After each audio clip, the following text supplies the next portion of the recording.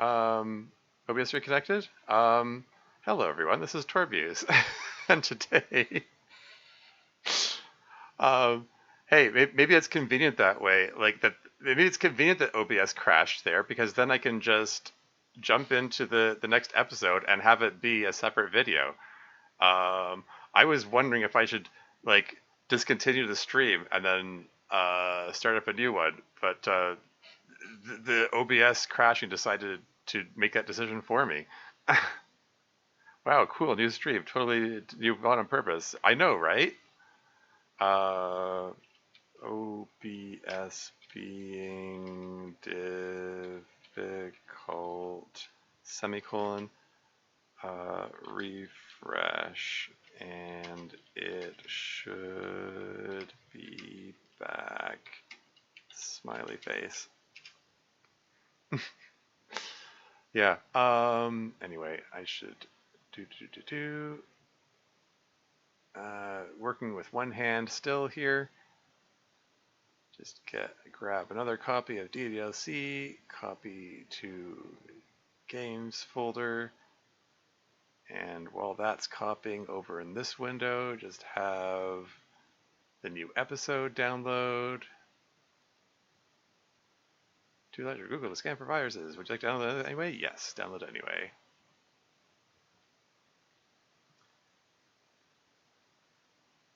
So yeah, I guess I need, and while that's going, woo, multitasking. We're gonna change the title of the stream to say season 4, episode 5. Boink. And did this thing download? Here we go. Pull it up there. And close that. So yeah, we can just jump right into the next episode. I mean, as soon as this thing finishes unzipping here, 75% complete. It's gonna be it's this thing's always a bit slow. Yeah, no, I can just ramble on some Termes tangent while that's doing its thing. Is anyone still in the audience? It says 0 viewers here, and I'm sure that number is wrong because Dev is still here apparently. I think it takes forever to launch too. Yeah.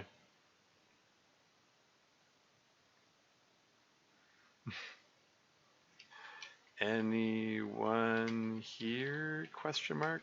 Sound off. Smiley face. You see at least 4 to 5? Huh, interesting. Maybe I need to refresh this thing here. I just reload the page for Twitch dashboard.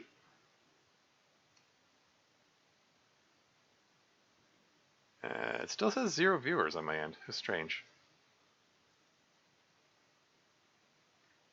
83% complete. This is still, it's still going. It's just slow.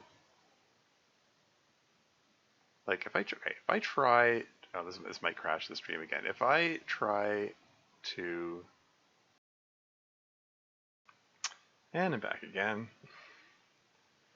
The mod's still installing. It's up to 96% complete. Looking back, yeah. While I was waiting for the files to copy, I was in the next room chopping up some carrots. Well, chopping them one-handed. Basically, I put the carrot on the cutting board and just try to. I can't hold it in place. I just hope for the best. Like kind of basically holding the knife by the blade and like pushing down on the the flat side of the non-sharp side of the blade and just hope the little bits of carrot don't roll away because I can't stop them because I don't have a second hand to stop it with, and my one hand is holding the knife. Yeah. So is there a replace files prompt unanswered or something? I already answered it. It's just slow. It's something of a potato computer, I guess. It's almost there, 99%. Very close to being finished. Chopping carrots one hand is exactly why I invested a deli slicer. Yeah. But yeah, it already did prompt the would you like to replace files? And I said yes. Oh, here it goes. And then I have to delete scripts.rpa for some reason. I'm presuming that's still the case. And let's fire it up.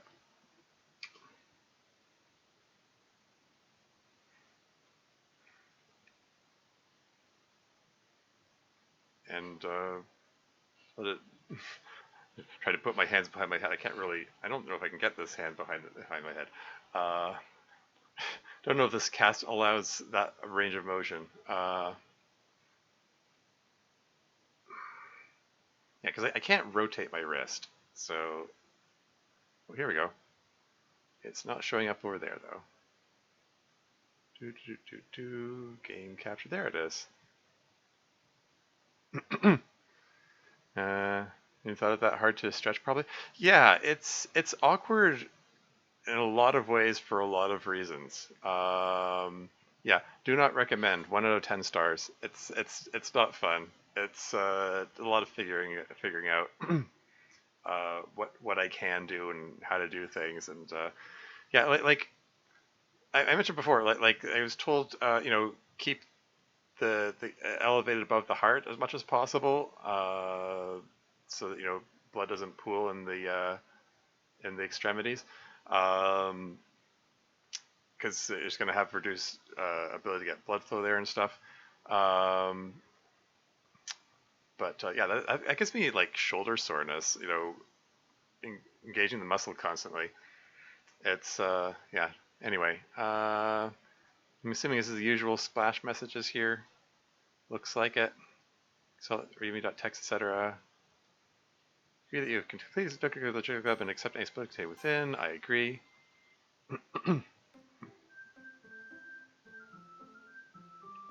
It feels like you're just picking at complete random is what I said about it.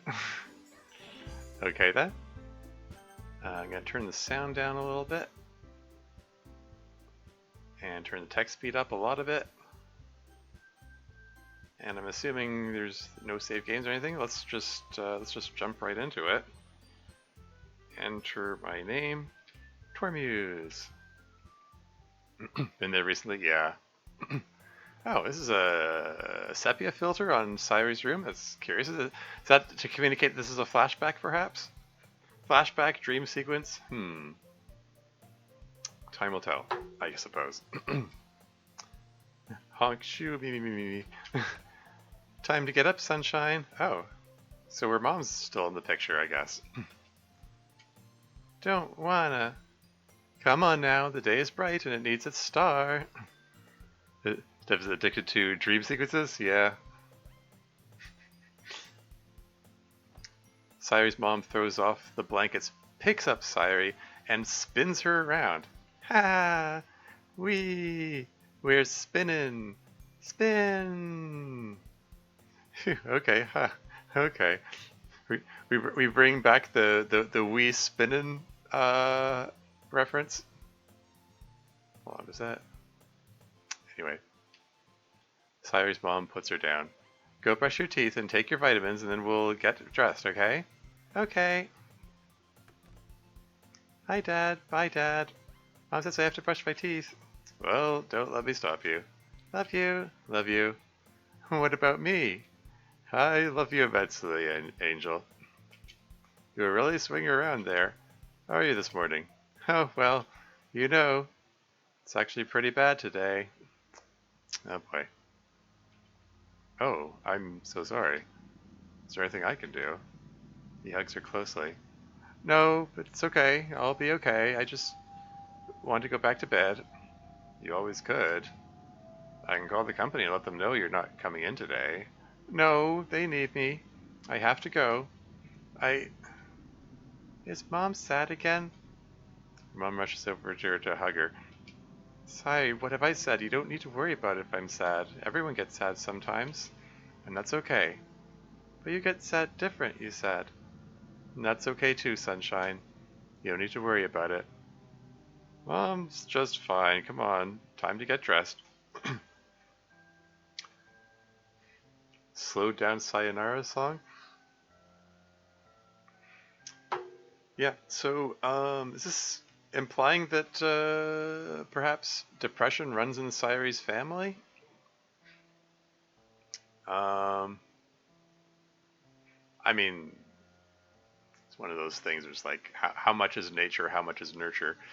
Um, there could also be other factors that affect Sayori being depressed. I mean, losing her mom is going to contribute to depression. How do we even know how Sayori's mom died? I mean, there's this grim thought in there that maybe she unalived herself as well. I guess we don't actually know that. Anyway, moving on. Mom's just fine. Come on, time to get dressed. Okay. Sayori walks back into her room. Don't force yourself. Yeah, I'm guessing this is like a flashback to like a decade or more earlier, because the way Sayori's talking, but you get sad different. You said, and the fact that her mom is spinning her around suggests that Sayori's very small at this point. Hope you never have to find out. Oh, great. Anyway, you being in charge doesn't mean you need to be there every day. My lieutenants are new. They need as much training as they can get. Lieutenants? Is she in the military? I can't just not go in because I'm having a bad brain day. I don't want you to have too many bad brain days. I don't want to lose you to that. Last time, it's not going to happen again. I promise you that wouldn't happen again, and I keep my promises. You do, and I keep mine. Mine would take a couple minutes at least. I can take care of the munchkin. All right. Sayori's actually 15 here? Sure.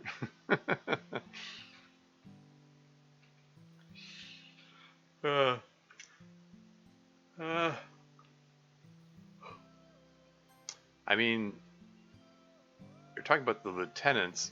I was like, did we ever learn what Sayori's mom did when she was still around? I mean, lieutenants are implies officers, implies some kind of command structure. It's just that and she's in charge of them, so she's some rank higher than the lieutenant, maybe a captain or something. I don't know. Anyway, all right, time for me to go. Do a good job at preschool, okay, sweetie, and say hi to MC. Preschool, okay. I will. Now do you have a job like I do? You have to work hard at it. Okay. I'm gonna work super hard. I love you, Mom. I love you too, sweetie. And you too, other sweetie. Love you. Let me know when you're on your way home, alright? If you need me to do anything for you, I can stop working anytime. You won't have to do anything like that. Alright. But really, even if it's not something big, I can grab groceries, run whatever errands. I'm glad to help. I know you are. I think we're doing fine and all that stuff right now. Yeah. Is this a flashback? Are these actual memories that Sayori remembers happening, or is it like still like a dream sequence kind of deal? Or a mix of both, who knows? Anyway. I'll call you when I'm leaving, okay? Okay. Bye guys. Bye, Mommy. I love you.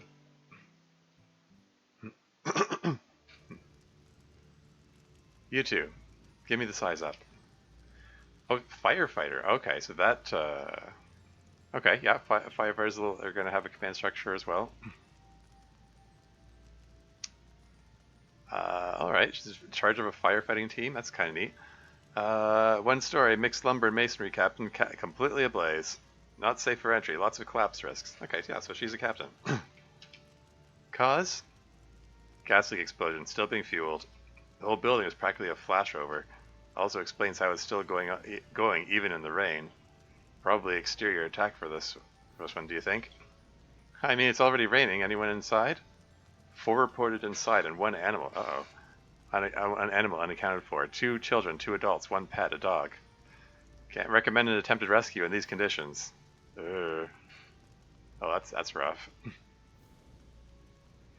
The fire is that bad that even the firefighters are saying, yeah, we can't go in there.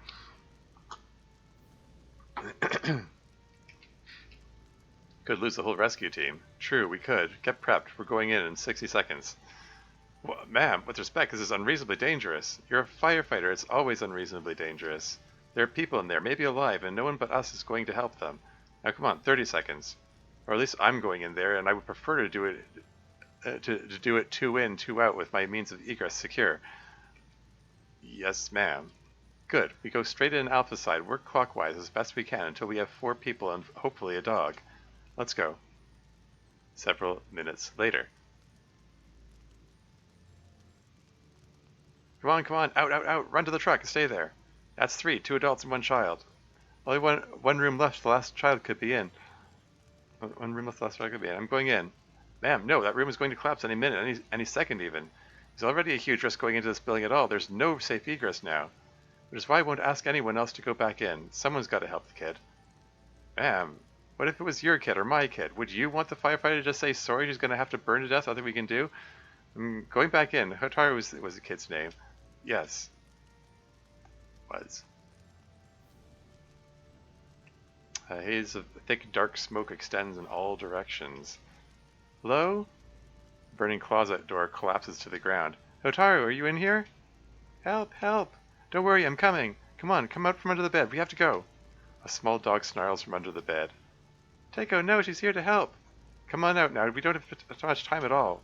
Sayori's mom reaches out her hand. A few whimpers come from under the bed. Taiko doesn't want to go. I can't leave him. You can't stay. The whole building is going to come down. Hotaru begins sobbing. No, I can't. He's my best friend. I can't. All right, come on then, you. Sayori's mom reaches under the bed and pulls out the dog by the scruff as it bites her repeatedly. I mean, I'm sort of presuming this is going to be an account of how Sayori's mom died heroically saving a kid from a burning building and a dog, no less. Anyway, easy there, Taiko. I'm not going to hurt you. Ow. Okay, I've got you. Now come on, come up from under there. Hurry. Okay, where do we go? I can't see anything. How are we going to get out? I know the way back. Just hold on to my belt here, okay? Follow me. Okay. Ah! Suddenly, an enormous piece of the ceiling caves in and blocks the exit. Damn.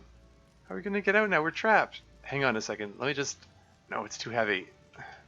Listen, Hotaru, I can lift this for a few seconds. I think. At least a foot or higher so, I hope. You and Taiko are going to have to crawl under it real fast, okay? Once you go under it, turn left and then go straight ahead, and the front door is right there, alright? But stay low until you're outside. Don't try to stand up all the way. There's too much smoke. But what about you? I'll have to find another way out. But come on, you need to hurry. Here, take Taiko. Taiko barks happily on being returned to Hotaru. Are you ready? I think so. Okay, get ready. Get ready to go on 3. 1, 2, go! She strains against the fragment of burning wood and somehow manages to lift it clear of the ground. Let's go, Taiko. That's it. Go as fast as you can. Sayori's mom drops the ceiling fragment. Alright, now what about me? Let's see. Closet breaking down probably means the delta wall is weak. Could probably try to batter through there with something and get far enough away from before the rest of it comes down after I take down the wall. Okay, let's try that. Something...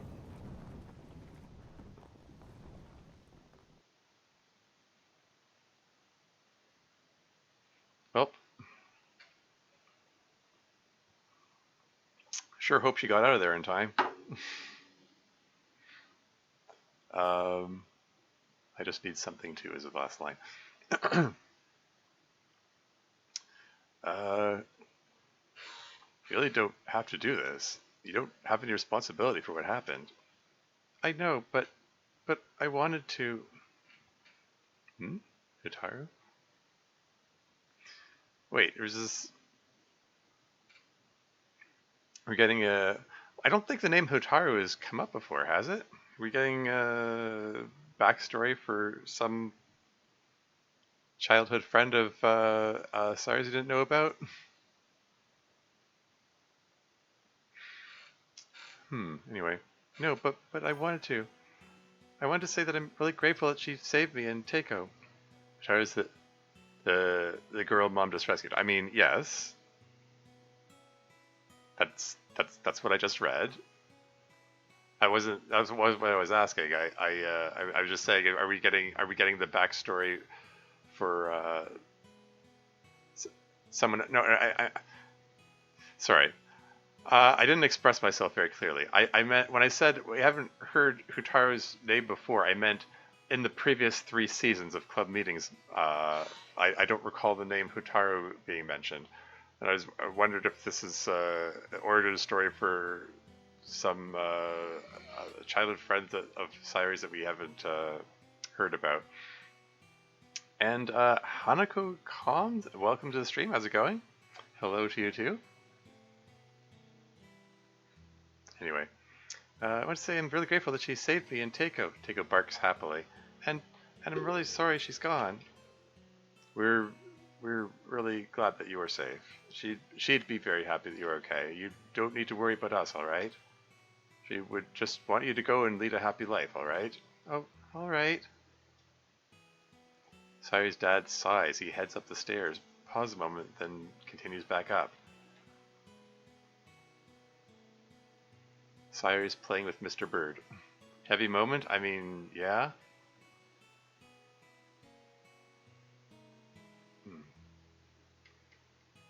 How are you doing there, kiddo? Sayori stops and thinks about the question. I don't know. I think I'm sad. Yeah, me too.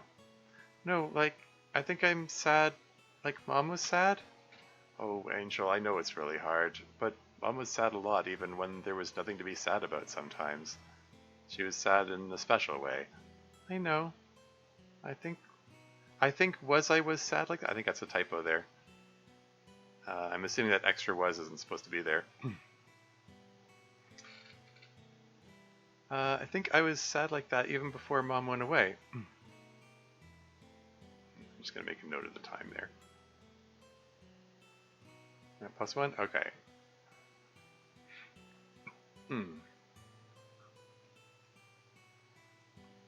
I still don't understand.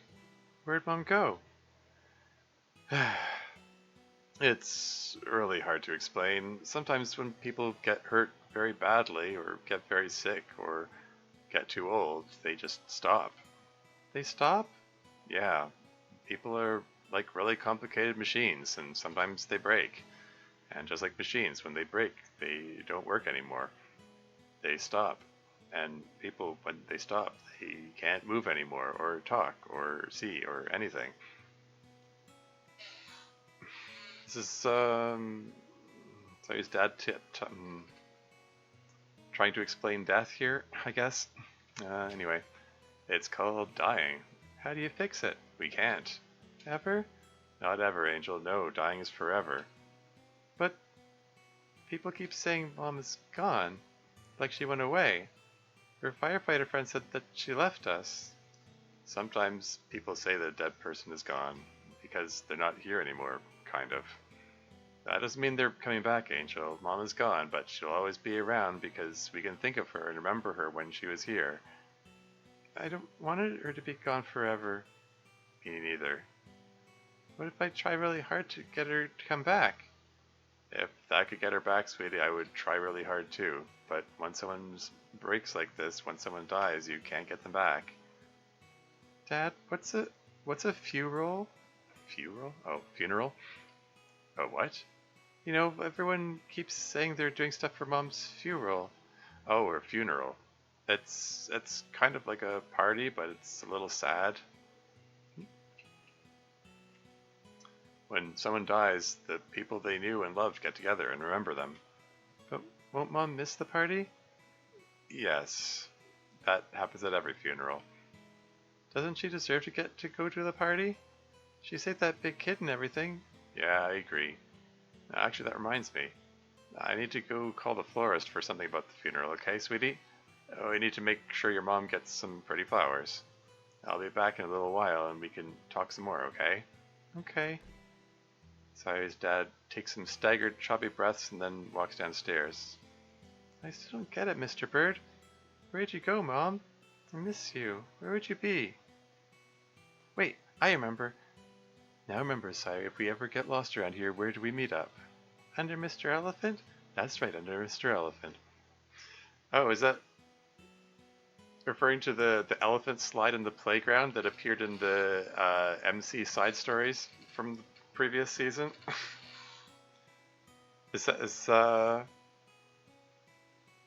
I mean, that makes that particular MC side story carry some extra significance if that's her favorite place to go, because it has some significance beyond several scenes recontextualized in this flashback. Yeah. Anyway, if we're hard from home on a walk around here and we get separated, you go right to Mr. Elephant and I'll find you there. Maybe Mom got lost when she went away. She's Mr. Elephant. I'm coming, Mom. Sayori's spinning on her own in the club room the one time, and Sayori going and hiding in the elephant. Yeah. I'll get you back home. Which way's Mr. Elephant, though? This way. Alright, sweetie, I'm... Sayori? Are you hiding in here? Under the bed? Sorry, where are you? There. Your Mom's not here. Hi, Mr. Elephant. Have you seen my mom? I wish really hard that you could talk. Didn't work again. Maybe Mom also had a hard time figuring out where Mr. Elephant is. I should wait here until she finds it. I hope she remembers she's supposed to come here. Mom always remembers everything.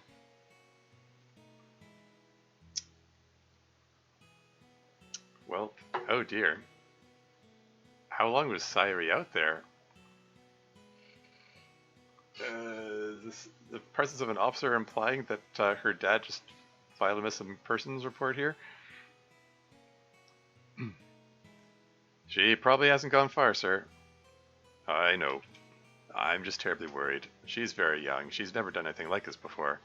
It happens sometimes when there's a death in the family. It's a confusing time. I'm sure she's fine. I'll be looking around for her. I mean, a child that small is cause for worry. I don't know. Anyway, best thing you can do is make sure she can come home when she decides to. Don't go out or lock the doors or anything like that. That could confuse or upset her. I know the urge is immense to go out and look for her, but you need to hold down the fort for her. I understand. She do be tiny, yeah. Welcome to the stream, TDW 03333. How's it going? Anyway, it's just difficult. I'm her father. I'm her only parent. Someone should... We will look for her, sir. In the meantime, if there are any friends or family you want to enlist to look around, feel free. Or if you want to get someone else to keep an eye out for her here while you look, that's fine too. But someone needs to be at home. Alright, alright. I'm sorry, sir. I know it's probably a lot to deal with. It doesn't even matter about myself. I need to make sure she's okay. Alright, cool. It's really cold. Is Mom not coming? She would want to go to her party, though. Her funeral. She has to come back. Maybe I should ask Dad for help finding her. But it's really dark now. I don't know where my house is anymore. I'll just stay here. Brr. Mom will know how to get home when she gets here. Mom?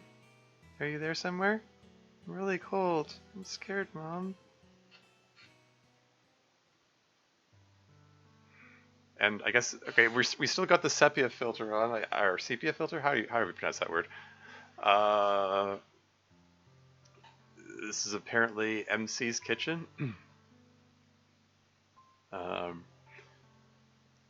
And okay, the text box is yellow, so I guess this is MC's dad now? He asked us to keep an eye out for Sayori and maybe look around the neighborhood for her. Oh no, hope she's alright. I feel so badly for both of them. Yes. Oh, if anything like that ever happens, please promise me. Nothing like that is going to happen. But if it does, you have to make sure MC and Kagami are safe. Perhaps Sepois? It's French? Sure. Why not?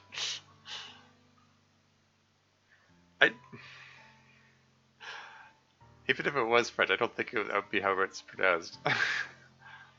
I'm pretty sure Crazy Kaylee's joking there. Anyway, MC and Kagami are safe. I will. Should we tell MC about this? Maybe not. At least not yet. If we did, I already heard it. Hey, MC. We weren't supposed to be listening. Sayori's lost. We have to go help her. MC bursts through the front door and runs off into the night? Okay then. Um... So... But wait, MC, you haven't had that character development yet. I mean, this is supposed to be a flashback to a young MC, theoretically before the game occurred, and shouldn't he still be in his like withdrawn, only plays video games and watches anime kind of phase, and not in his I have to be a savior of Sayori phase? Francis fictional fairy savior. This is before that? Oh, okay.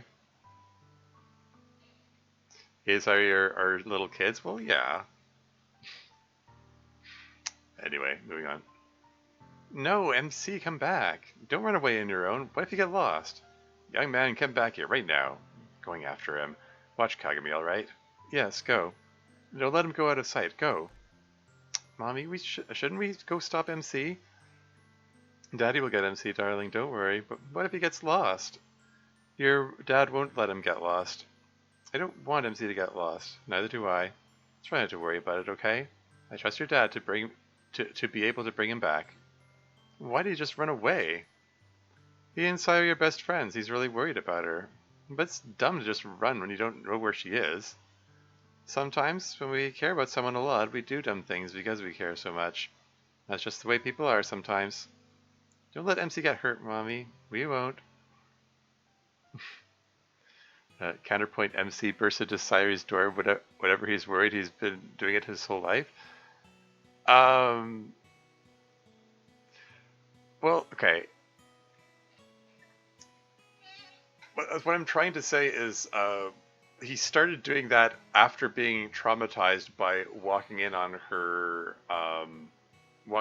suicide from the original game in Act 1.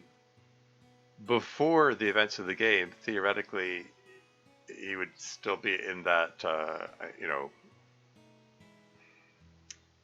whatever. I mean, this can,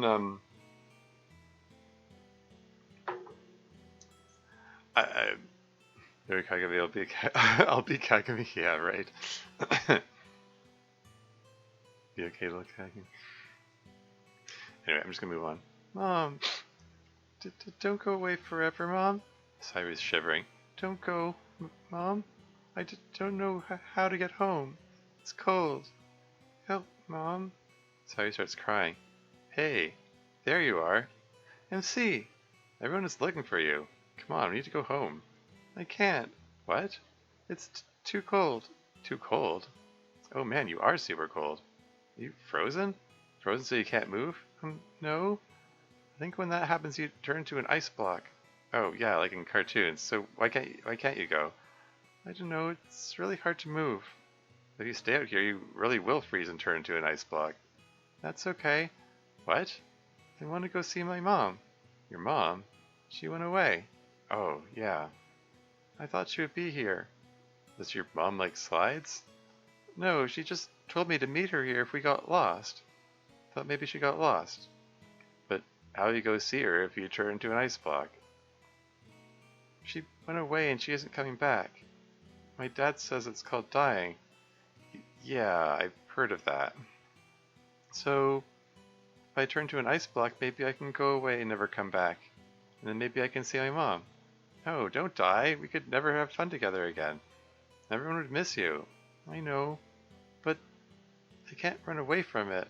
From being an ice block? No, from this thing. Sayori presses her hand into her temple.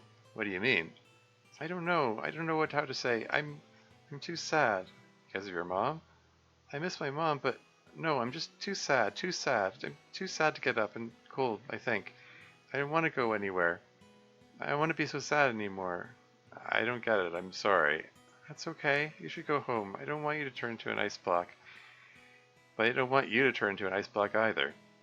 But I want to. Then I would be too sad. Oh, this is hard. Yeah. My dad says that when thinking is hard, you can't do it when you're too hungry or cold or something. We should go home and do more thinking there. But I can't. Oh, yeah. What are you doing? Trying to carry you. Oh, sorry, I don't think I can. It's okay. You just go home and do the thinking for me. Otherwise, I'll be more sad if you turn into ice because of me.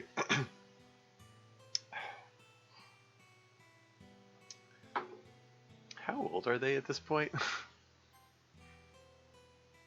You said preschool. I'm thinking like 5-year-olds or something. Like 4 or 5. Yeah, yeah. I'm just thinking back to when my nieces were that age. High kindergarten? Yeah, it's sort of 3 or 4. Yeah. Anyway, moving on. I'll be more sad if you turn to ice because of me. You shouldn't help me if you get hurt. No, I'm gonna help you anyway. I'm not gonna let you turn to ice either. Ow! What are you doing now? It worked. I think I can pull you this way. Don't make it hurt. I'm sorry.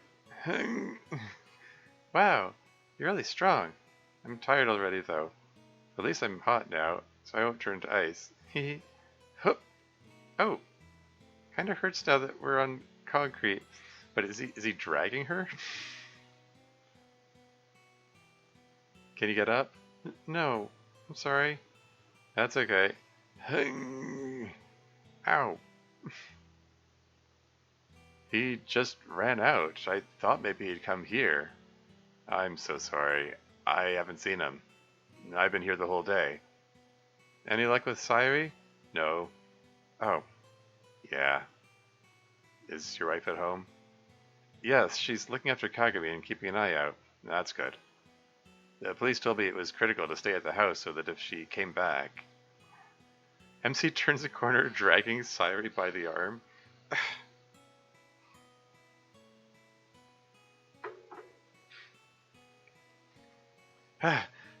Help! She needs help! MC! Oh my god, Sayori, is she okay? No, I think she's too cold. Where'd you find her? In the park playground, under the elephant slide. She's talking at first, but then she stopped. Oh my god, Sayori, are you breathing? Oh, thank god. I'm going to get her inside and warmed up a little, and then straight to the hospital. You both can come in if you like. No, I need to get MC home. Call us if you need anything. But, no buts, you're coming home right now.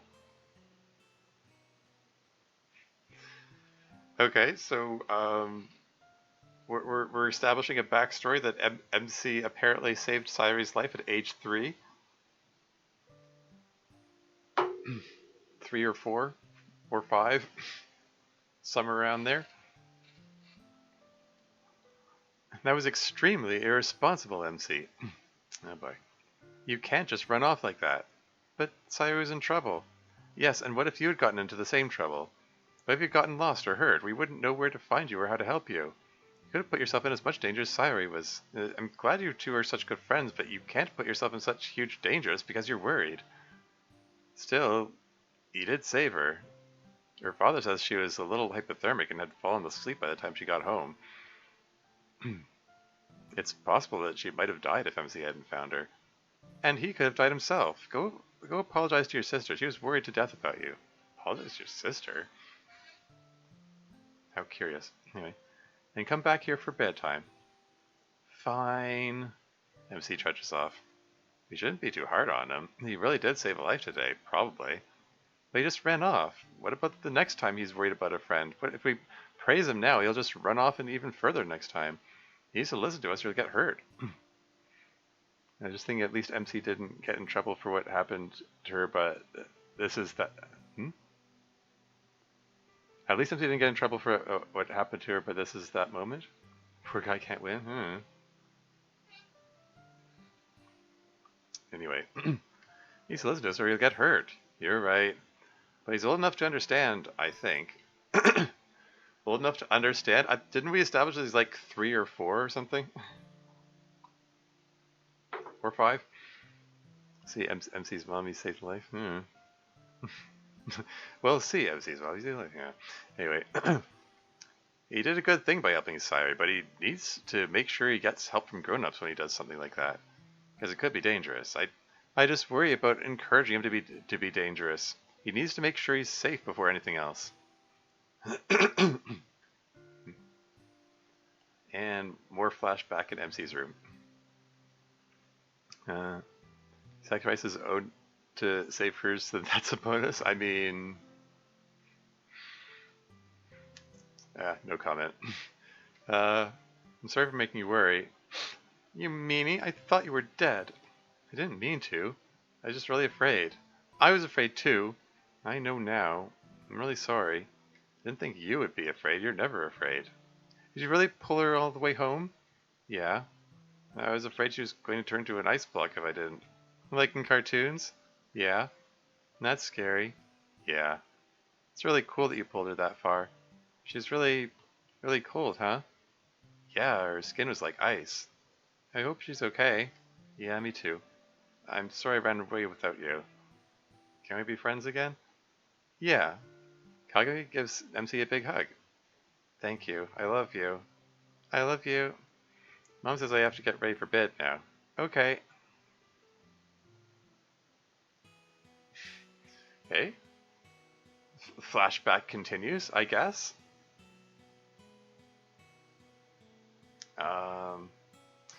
I mean, I'm guessing this is gonna tie into what we've learned of Kagami in the last episode and so on. Oh, we got another follow. Welcome to the stream. I mean, thank you for the follow. That was moving right along. She's right in there. Thanks. Dot dot dot dot dot dot. Are you gonna be okay? Whole episode is a flashback? Darn. Okay. Yeah. Sayori sighs and looks away. It's good that you're gonna be okay, though. Sayori sighs again, then smiles widely and turns back to MC. Yeah, you're right. No turning into an ice block. Yay. Yay. Thanks for rescuing me, MC. Yeah. I'm glad you didn't die. I'm sorry about your mom still. It's okay. She'd probably be really glad that you rescued me. I just did it because you're my friend. You're my friend too. Best friends? Best friends. I'm sorry I ran away. You shouldn't be sorry. Your mom died. That's scary. I shouldn't have been that scared. My mom was brave. I'm not brave. You're really brave. I am? Yeah. You'll see. Everyone gets scared sometimes. Sometimes even I get scared. Boys get scared? Sometimes. I've never seen you get scared. I always feel like a chicken when I'm with you. ... You'll see. Someday I'll be scared and you'll rescue me. But if you're scared of something, then I'd be really scared of it. Maybe. I still think you'd do it, though. I don't know. Oh, and flash forward to the present, I guess. Welcome to the stream already is in stream. Yeah, I know. I'm just, I don't know, used to saying that when I see someone new in chat. Yeah. I feel like I need to explain my comment earlier when I said, but MC hasn't had that character development yet. Like, I'm reminded of, it's like, what's the, what's that movie called? One of the Star Wars movies, the one that didn't get a lot of attention, like the Solo story, that was like Han Solo's backstory. Like someone made the comment of it that it undoes his like Han Solo's character development from the original movie. Like the first like tired? What, me? Probably. But no, I'm just trying to think how to explain what I'm trying to say here. Um, like like the original Star Wars trilogy, like Han Solo is the he's the chaotic good character. He's the lovable rogue. He's this you know uh, he starts out as this mercenary, this criminal who eventually learns to be a good person and join in on the helping the rebels fight and so on. And what's this? Sorry, hold on. Sort of interpreted the arc as being they are super close friends as little kids on into maybe middle school or something. Then MC withdraws and becomes a recluse in early high school. And their relationship starts to fray just as somewhat leading to the events of the base game. Yeah, it's fair. It's fair. Really accept Legends as his backstory, especially the Death Troop is part of Legends. Yeah, I'm not familiar with enough with that to know. But anyway, what I was trying to get at was um, like the solo movie giving his backstory makes him out to have like always been a good person. So it makes for it makes the arc of his character development a little weird if he started a good person and then got bad just for purposes for the movie just so that he could become good again. It's a little weird, you know what I mean? Uh, I'm not saying like uh, the MC's character arc is necessarily bad as you laid it out or anything. I'm just saying that's what it reminds me of. Um, we're just retroactively making MC to have always been a good person and like um, not the like it. I don't know.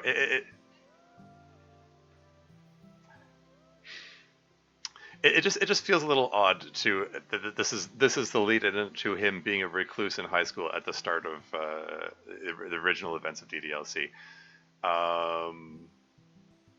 I don't know. It doesn't have to be a bad thing. It's just things I observe. Anyway, explain what Sayori sees in MC and why she's unwilling to give up on trying him out. Yeah, yeah, that's fair. Club means it's important that there be something really worthwhile in there that Sayori cares about, which is not the player. Yeah, yeah, your mileage may vary. Yeah. Um, I don't know. I'm not trying to say good choice or bad choice. It's a choice. It's a writing choice that went into this. So we'll see where it goes. Anyway, back in the present. Here we go. Sayori. Another nightmare? Humph. Yummy. What? Are you awake? No. Then how did you say no? It was really hard. Why are we still talking like this? I don't know, it seemed fun. I'm still in bed, Sayo. Why do you ask? I was gonna ask if you could bring me something, but not if you're still in bed. I don't mind getting it for you. Yeah, got an ad break coming up in 4 minutes, FYI. I'll pause when the ads come on.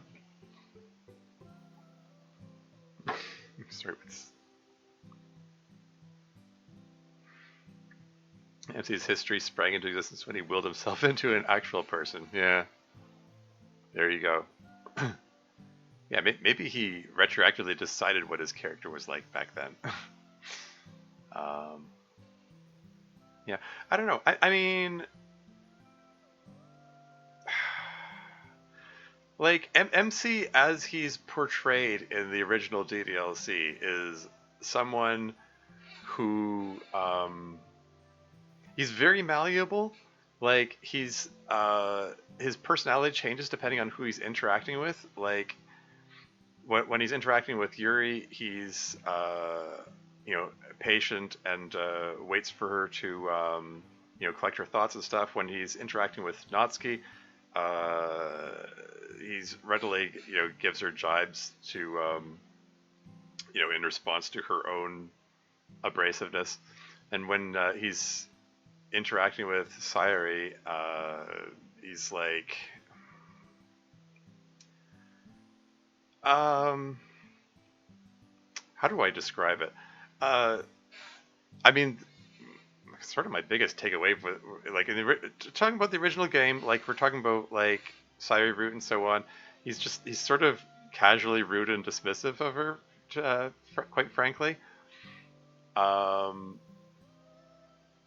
and yeah, I guess part of that's from him being distant and so on, uh, or maybe having grown distant over the course of their lifetime. Actually, I'm super Hogan, always have been. Yeah. Um, what am I trying to say here? Yeah, and in his any interactions in group settings, he's just he's kind of deferential. Like he'll just hang back and goes with the flow and just whatever anyone else is going on with it, and doesn't make any choices. Like he doesn't commit to anything, or if he does, he over rationalizes after the fact. Because he is like a dating sim protagonist. He's supposed to uh, he doesn't have a consistent character because he's trying to be everything to everybody. Because he's supposed to be the stand-in for the player, for the audience. um, and oh man, where am I going with this? Um, I mean, it's because he's the audience stand-in. Some people get really attached to him and really defensive of him if anyone criticizes him for any reason. Um, and I suppose you'll see there's a common theme in a lot of mods that a lot of people want MC to be the hero who selflessly rescues people or whatever. Um, and yeah, I don't know if how much of that is going into this. Like, yeah, like Spooky Waters said, like actually I'm super heroic and I always have been. Um, it I don't know. Um, like I get the desire to have some sort of like hero fantasy of ad break is imminent. Um, I'm not saying that Dev should change his story or anything based on my waffling about the subject or anything. I'm going to complete that thought after the ad break. You know what? I will be right back. Just I'll just go eat some of those carrots I cut up earlier. I'll be right back.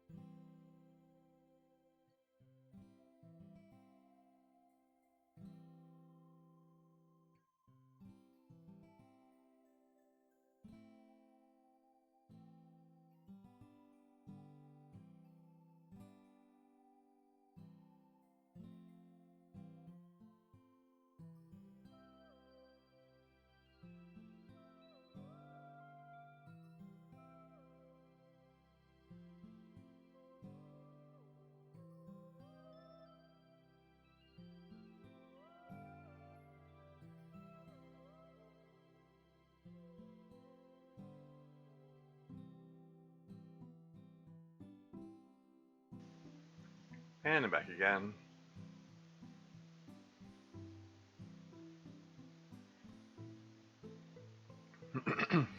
uh, what have we here? This is, chat was active while I was out. Yep, even in just base game, he's not nothing. There is some semblance of a person there. Otherwise, nothing would be wiped away by Monica in Act 3. Sure. That means absolutely requires him to have a lot more going on. Sorry, hold on. Yurinosuke and Monica believe he's just a game artifact in episode 0. Yeah. You're completely prepared to say, well, okay, that person never really existed and was just a player stand-in. The only reason he doesn't stay that way is because Sayori is a strong believer that he is someone else. Gee, it's a shitty Alex Gamer ad. I thought it was just a bit. Fucking my god. Yeah. I did see. I did see the shitty Alexa Gamer ad as it was posted the club meeting server. It's that is quite amusing. I mean, it's I dare say very cringe. It's pretty funny that that exists, and that that it just goes to show that how out of touch like old executives are, that they think that this is what young people are like. Just amazing that ad, yeah.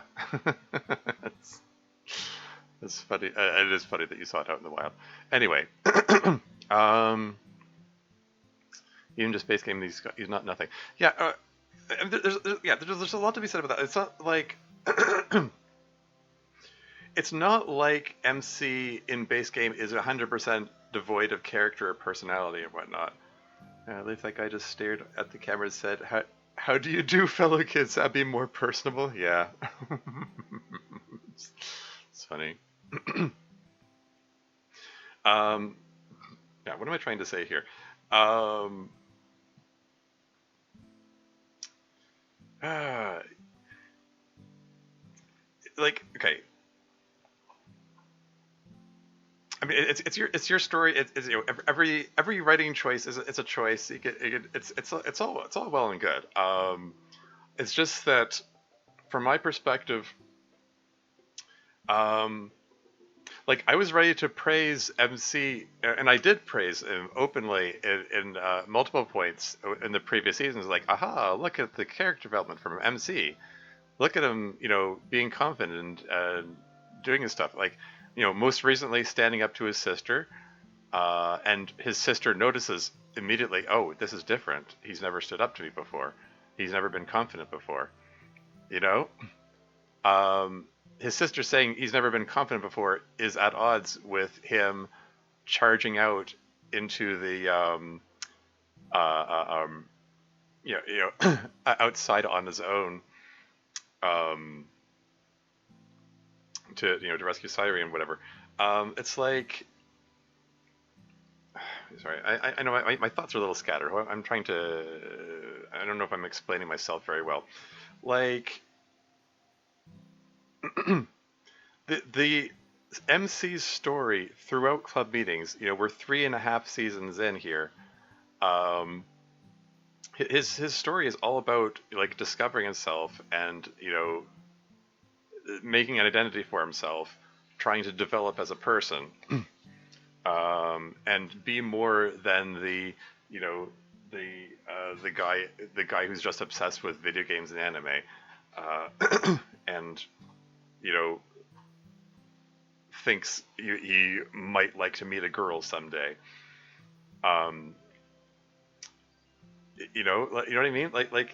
And like I remember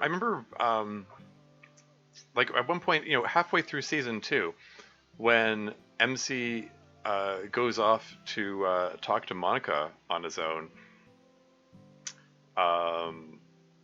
to help after Sayori blew up on Monica. And it's like, holy crap, you know, take a second to think about how much character development that shows on its own. Hold on, there's a lot of activity in chat here. Hold on. But we do not see, I suppose, the time period when they were young teens, when Kennedy became bullying, MC became retiring, inclusive, etc., etc. Wonder if there was some kind of active force of MC throughout his life that caused him to be more prickly and withdrawn. Perhaps should have spent more time on that. I mean, should. You can should yourself into oblivion. I'd be worried about using the word should. I don't know. I don't know if there's any should in this. Like I said, everything's a choice. It doesn't have to be good thing, bad thing. I'm just trying to express where I'm coming from with it. That like I'm gonna be honest. It does rub me the wrong way a bit. But like like MC as he's portrayed in um, what am I trying to say here? Um, and MC as portrayed in the original game, like you remember how like every interaction with Monica, he's like stammering and nervous and like really looks up to her and like immediately says, "Oh, she's I'm not in her league or whatever." Whereas there's that one scene in season 2, partway through, where he actually goes out and seeks out Monica and says, "Hey, like, you need to work this out. You need to talk to her. You need to do something." Like MC actually stepping in and taking charge, um, over in what Monica's doing. Like that's a huge step up from the way their interactions in the original game. And it's a reflection of his character development over the course of the first 2 seasons that he does that, and it's like, and I'm reading that and going, hey, cool, go MC. And then we get to this, and we get a flashback, and we've got toddler MC who's like maybe 3 years old, who's already here. Like he just came out of the womb a hero. He's ready to toddle off and save people's lives from birth. Like I feel like it undercuts his character development. If he's just always been the take charge hero. You know, you know what I mean? Like I thought that the stuff that we were witnessing throughout the first 3 seasons of club meetings was MC having character development and learning to be a better person. And like his scene at the end of season 1, when Sayori undoes her lobotomizing of the clubmates, and they're all jumping on her like, how could you do that? And he steps in and is like, whoa, whoa, whoa, whoa. Step back, folks. I like we know how like I've read up on depression. I know what uh, uh, uh, I know what Sayori needs right now, and like actually knows what she needs because um, he's taken the time to have that character development and read up on it and try to handle the situation better. Like you know what I mean?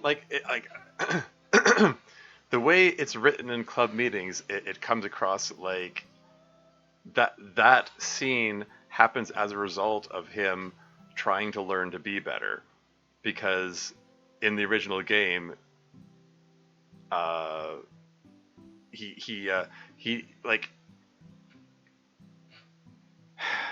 he like his first immediate reaction is to say, oh, I feel like you betrayed me as our closest friend by not telling me you had depression, and then insists that he knows what's best for her, but then doesn't even do the only thing she asked him to, which is like go back to the way things were and like walk to school with them and so on. Um, you know what I mean? Like, I hope I'm making sense. I'm not trying to rag on you here, Dev, Crazy Kelly. Um, like MC emotional intelligence starts good as a little kid, gets bad in a way we don't see until we see base game MC, but then he gets his club meetings development. Your critique is it basically cheapens the development to show us how it starts good and that's valid, makes his development feel less. That could be negated by spending more time showing him at his low point. I mean, Negated by spending more time showing him as low point? By low point, you mean the point when he's withdrawn and doing nothing but video games and anime? I mean, I don't know. I don't 100%. I can't 100% say for sure I know what direction you intend the story to go in.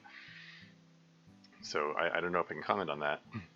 He was naturally the take charge hero who wants to protect Sayori, but something happened to him to make him a lot less assertive / more cowardly. So he has to rebuild a character development. Basically, it is the intended arc. Not a valid critique. See above for my thoughts. Yeah, that low point, or the base game MC who keeps effing up. Yeah. um. yeah.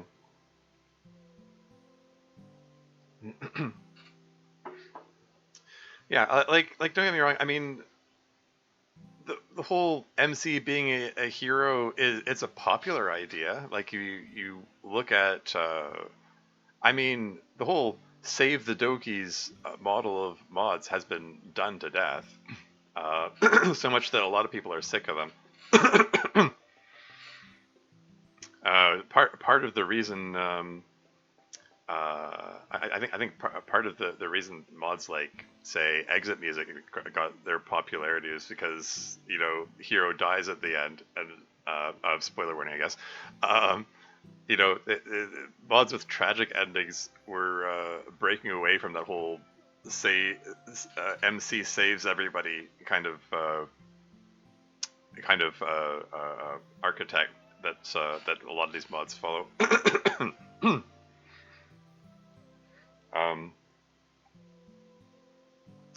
Like the modding community is saturated with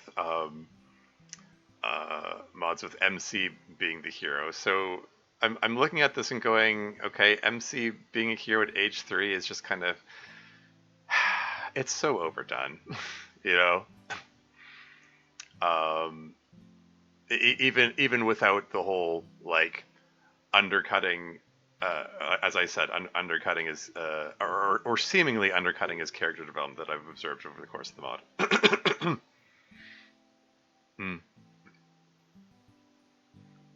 Of course, the real reason we're revisiting it here is that, as Spooky points out, I am doing the Final Fantasy VII Cloud Tifa story analog. Yeah, because Sayori is not the one who needs help / save presently here in episode 41. Yeah.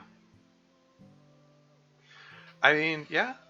Like MC is definitely in a very troubled state, for sure. Having recurring nightmares and such, and anxiety and panic attacks, and like barging into Sayori's room repeatedly, apparently, apparently without knocking. Oops. Is that last section of the flashback? Yeah.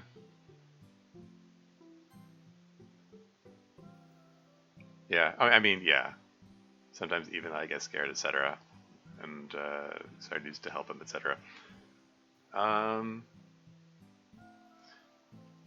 Yeah. Like I said, I'm.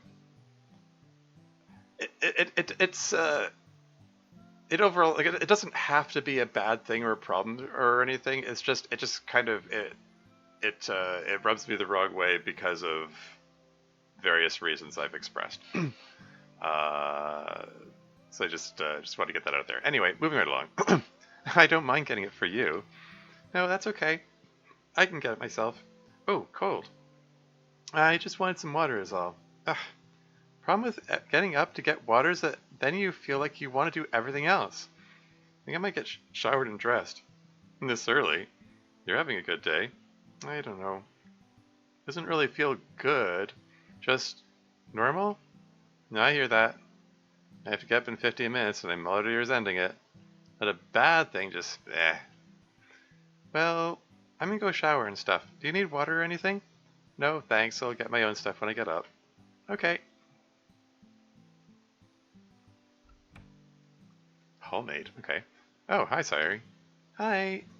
If you're trying to shower, I just finished in the only open stall. Don't worry, I left it pretty clean. Thanks. Sayori throws her clothes and towel over the rim of the shower door. It is pretty clean. She's so considerate. What am I going to do about MC? This is like the opposite of the way it was before. Everyone loves Hallmate? Sure. How do you persuade your best friend and loved one to get help for their brain problem? Well, that's an interesting question. I mean, how did they persuade you, Sayori? I mean, you didn't even want to get help after you had to get talked down from lobotomizing your friends. So how do you talk MC into it in his state? But really, again, all of them need help. Whatever. Anyway, moving on. The only person who I'd know to talk to about that would be him. And I guess Kagami knows him pretty well. But she's not really an option right now, I guess. So you told me that it would be in his best interest to motivate me since that's all I care about? Yeah. Yeah, well, hey, maybe Sayori can use that bit of, I don't know if you can call it reverse psychology, that kind of thing.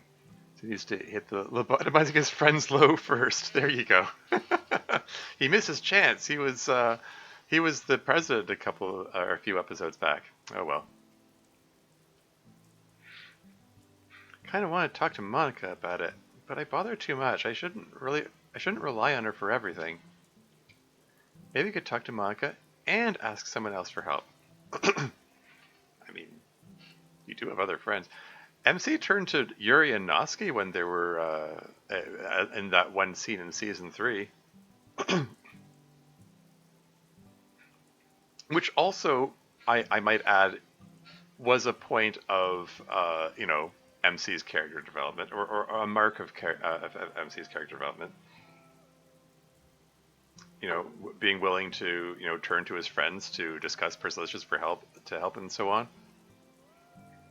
Again, something that base game MC could never do.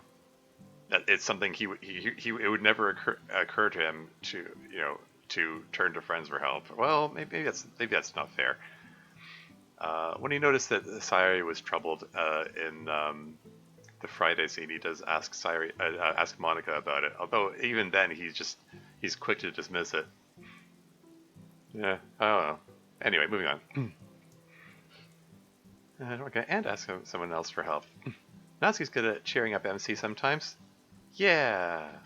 Although, is jealousy's gonna kick in? No, I shouldn't be jealous. It's okay that they're good friends.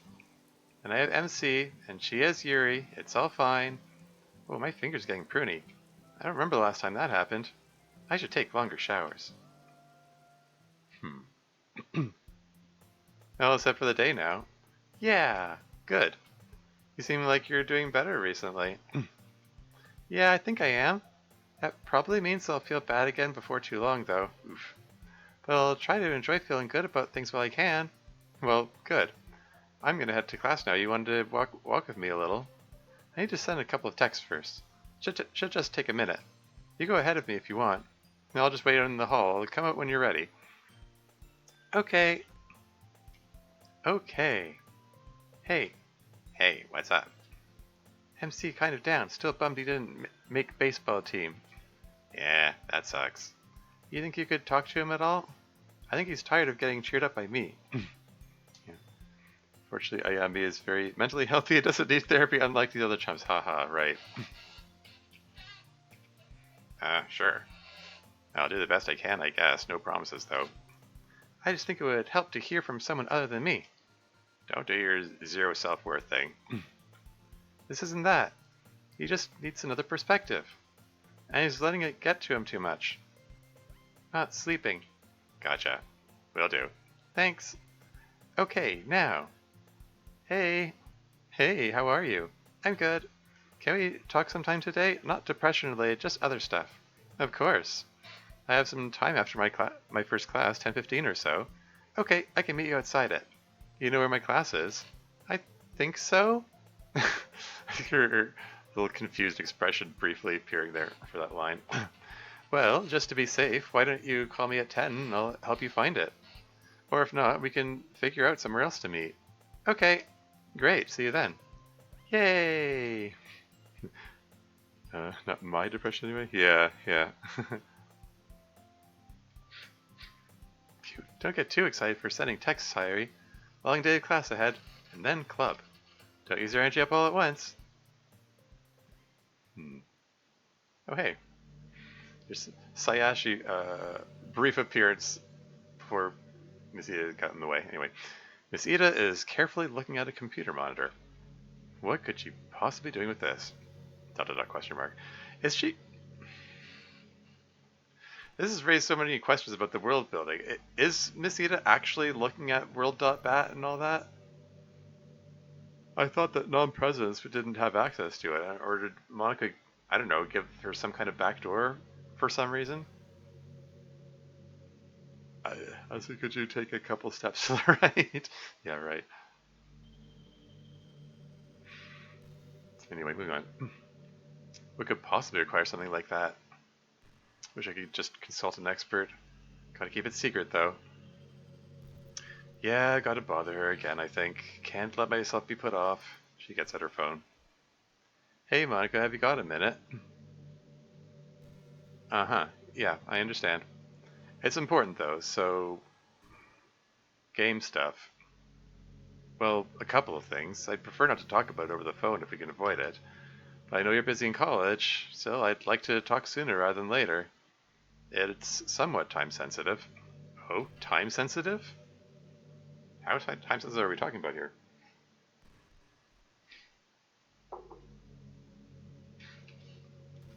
Sure, no problem. That'll work fine. Just don't forget, okay? Okay. Stay safe. And say hi to everyone for me. Yeah, I'll be around when you guys do emails. Feel free to text me or put me on speaker or whatever. It's a pretty fun way to distract myself from work. Oh. Hi everyone. Monica presumably just told her that she's the game's attention is on her. She's on screen. Time loop sensitive? Yeah. That's a way of saying it.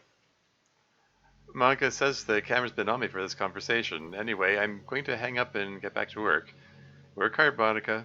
Miss Ida hangs up. If you're still there, Tormuse, there's something I want to share with you. There are a couple of things Monica has done with regard to the simulation that I've been looking into a bit recently.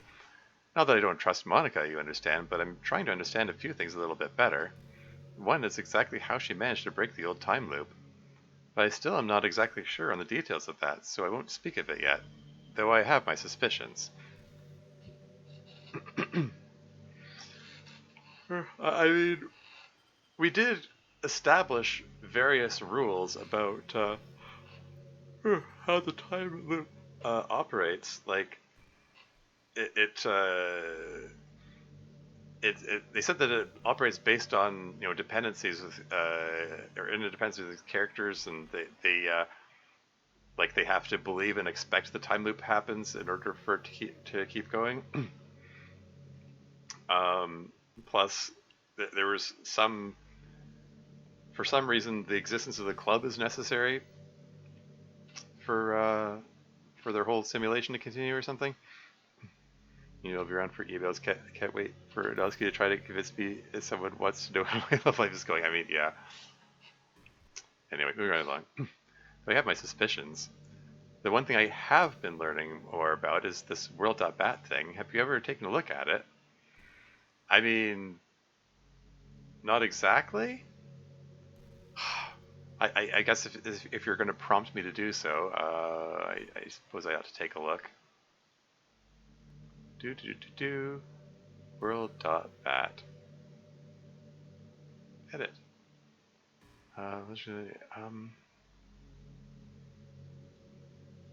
Excuse me? That's odd.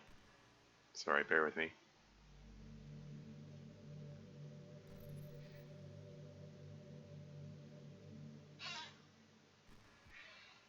I'm not trying to run it, I'm just trying to edit it. Here we go.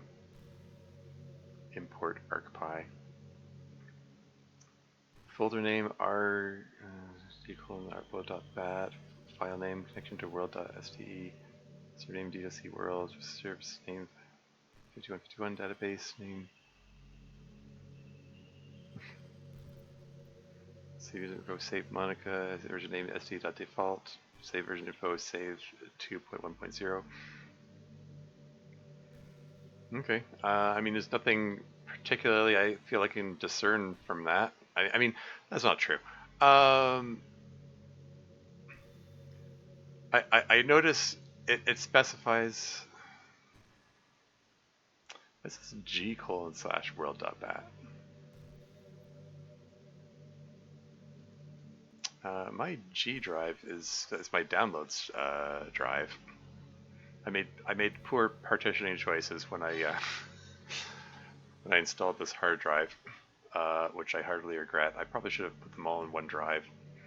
I felt like I'm just organizing things. I'm putting in their own drives back then. Oh well.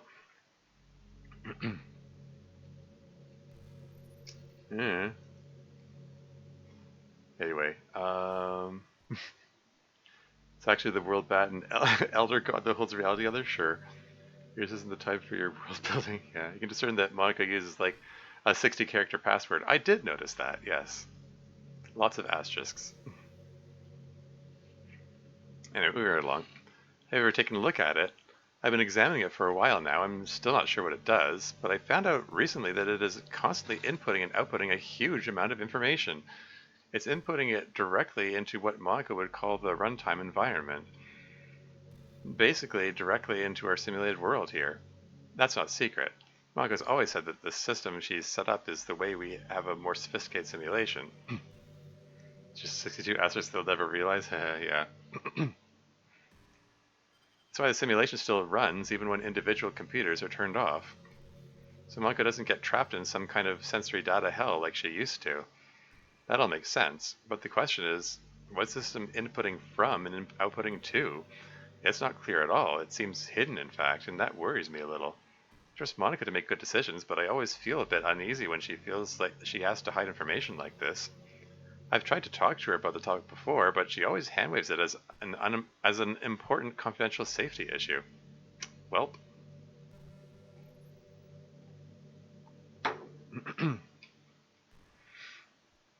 I mean, we can infer from context that at the very least, uh, Monica's tampering required that Ria be trapped in the time loop. Um, I mean, whether or not that's actually required or that just exists as some safeguard, we don't know. There's probably more that we don't know going on. Um, but yeah, like it's clear that the club needed to be in existence. That's something that was established, and keeping Ria there to run it. Also, Monica said that she gave Ria some help. Not sure how much help is in the form of like coding, like altering Ria, or just generally helping her be more outgoing and bring more club members in, or what? Is very reliable and can be safely trusted with all the information and power in the world. I mean, sure. CF characters often trust other characters to make good decisions who have pretty spotty records for good decision making. This is true. You hear about this Sayori Lovato thing? Sheesh. I know, right? It's true though. I mean, they do make spotty decision making. Whatever. Sure, any of you realized it, but everyone trusted her really fast after that. I noticed. I've commented on it once or twice. I've even been known to bring it up on occasion. Anyway, moving on. Important confidential safety issue. Yeah, confidential safety issue, or is it that she doesn't want them to know that she trapped Ria in a time loop because she's afraid of how they'll react and how they'll treat her, how they'll treat Monica if they find out that that's what she did. And for that matter, maybe there's more that she did that's even worse than just trapping Ria in a time loop that she doesn't want them to find out. Who knows? Yes, it does. It's just humor. Yeah, exactly. Yeah, it is a little less credulous of the teenagers with unfathomable power. I mean, yeah. You're getting loose is the danger? Sure. Anyway, moving right along. Important confidential safety issue, and that might be true, but I just wish I knew what this system does. I don't know where all this data could possibly be coming from, or what would even have the capacity to process so much data at once. I'm no computer scientist, but even I can see that it's not normal. Anyway, if you're still here, no need to worry about it or anything. There's no problem. Honestly, I should probably leave well enough alone rather than snooping like I always do, but I've had good reason to look into things in the past. I mean, yeah. And with this time loop thing, I also feel like I have very good reason to investigate the issue. But enough on that until I have more certain information. Anyway, back to my actual job of teaching chemistry and not my secret weird job of guarding access to the fundamental nature of reality. Yeah, like, again, this is why I wanted to send an email saying, "Hey, could you talk to Miss Ida and make sure she's okay and stuff?" Because, like, she's presently the only one in the building, the only adult who is aware of the reality of their simulation and so on, and that's gotta take its toll on her. I mean, that kind of knowledge is gonna take its toll on anybody, really, regardless of the fact that she's a teacher who's used to being in charge and stuff. Like how you don't understand she could never breach containment. Yeah. Anyway, moving on. You say hello to the club too for me if you get the chance. I hope they're doing well in college. Ask more, but I don't want to be a bother. They get to live their own lives now. I want to be the parent-like figure being overbearing and needling them for every little bit of information. I'm just glad they still include me in their lives at all, really. But anyway, chemistry.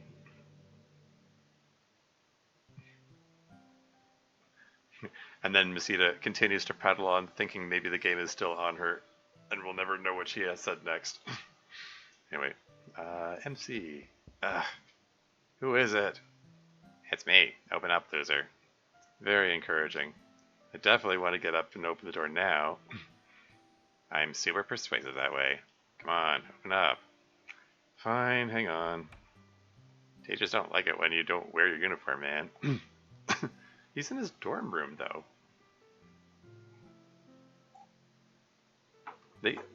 Surely they don't police what he wears in his dorm.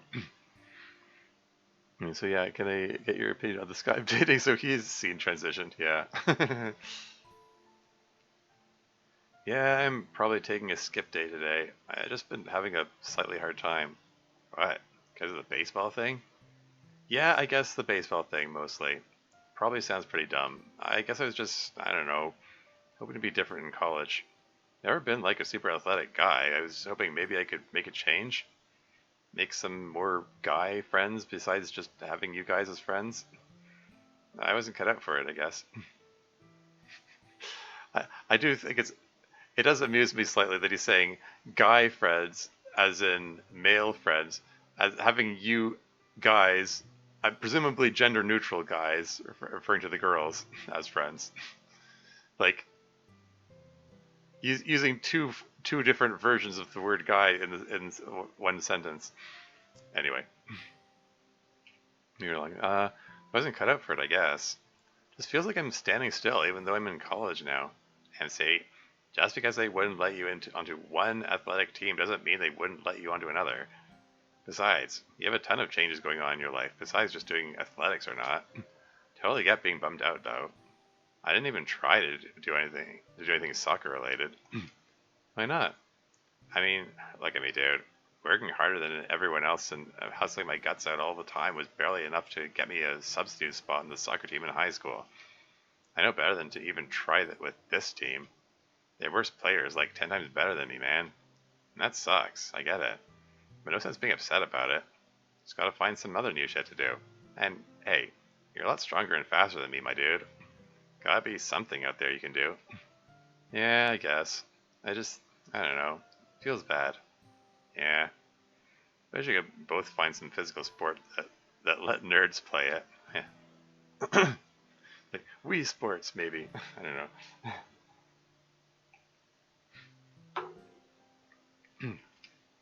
So, Sayori says you're not sleeping very much. Yeah. Decided to stop beating around the bush, did ya? Oop, let's nerds play? Oh, yeah. We both find, sorry. Wish you could both find some physical sport that let. Okay. Um, sure. Although that would be let's without the apostrophe. Yeah.